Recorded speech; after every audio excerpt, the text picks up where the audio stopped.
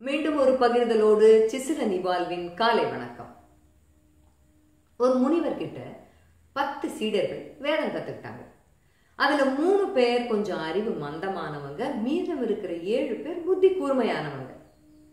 அறிவு மந்தம் தனக்கு தான் அப்படிங்கறத உணராம அந்த முனிவர்கிட்டயே போய் அந்த 3 முட்டாள் சீடர்களும், நீங்க பாடம் சொல்லி தரதுல, அதாவது வேதம் கத்துக் கொடுக்கறதுல ஏதோ பாரபட்சம் காமிக்கிறீங்க, அதனாலதான் நாங்க இன்னும் அறிவு மந்தமாவே இருக்கோம், வேதங்களை எங்களால முழுமையா கத்துக்க முடியல அப்படின்னு புகார் பண்ணாங்களாம்.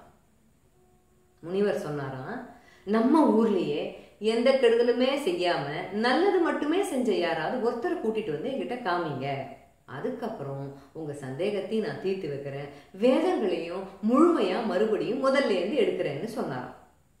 அவர் சொன்ன மாதிரியே அந்த 3 முட்டாள் சீடர்களும் போயிட்டு அன்னைக்கு மாலை நேரமே திரும்பி வந்து, நீங்க சொல்ற மாதிரி ஆள் யாருமே நம்ம ஊர்ல இல்ல, ஏதாவது ஒரு கெடுதல் செஞ்சவங்களா தான் இருக்கிறாங்க முனிவரேன்னு சொல்லி முடிச்சுட்டாங்க. புத்தி கூர்மையா இருக்கிற மீதம் இருக்கிற 7 சீடர்கள்ல இருந்து ஒரு 2 பேரை முனிவர் கூப்பிட்டாராம். நீங்களும் நம்ம ஊருக்குள்ள போய் எந்தவித நல்லதுமே செய்யாம கெடுதல் மட்டுமே செஞ்ச யாராவது ஒருத்தர் இருந்தா கூப்பிட்டுட்டாங்கன்னு சொன்னாங்களாம். அவங்களும் அதே மாதிரி ஒரு நாள் முழுக்க தேடி அன்னைக்கு சாயந்தரமே வந்து, எங்களை மன்னிச்சிடுங்க, நீங்க சொன்ன மாதிரி யாருமே நம்ம ஊர்ல இல்ல, ஏதாவது ஒரு விஷயத்துல நல்லது செஞ்சவங்களாகத்தான் இருக்கிறாங்கன்னு சொல்லி முடிச்சாங்களாம். அந்த முனிவர் அப்ப அந்த முட்டாள் சீடர்களை பார்த்து சொன்னாராம், உங்களுடைய சந்தேகத்திற்கான விளக்கம் இதுதான்.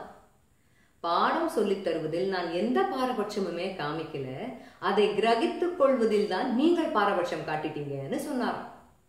இந்த கதை நம்ம எல்லாருக்குமே ரொம்ப பொருந்தும்.